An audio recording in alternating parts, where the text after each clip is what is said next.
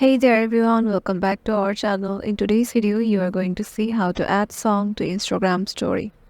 So let's get right into it. Head over to your Instagram application.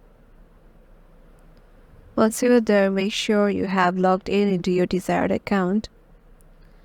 Then head over to your story section. Once you are there, just select a story, a picture or a video, anything you like. Then there you can see a music icon beside the three dots icon. Click on it, and there goes the songs list for you. You can just search with your desired artist or music type or genre, anything. Then you can just add any of them. Suppose I'm adding this one, and just tap on done.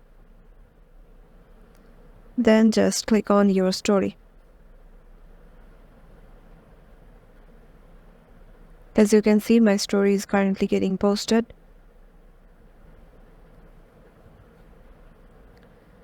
And this is how you can do it too. Hope this video will help you out, and make sure to give it a thumbs up and subscribe to our channel. And we will see you in the next one.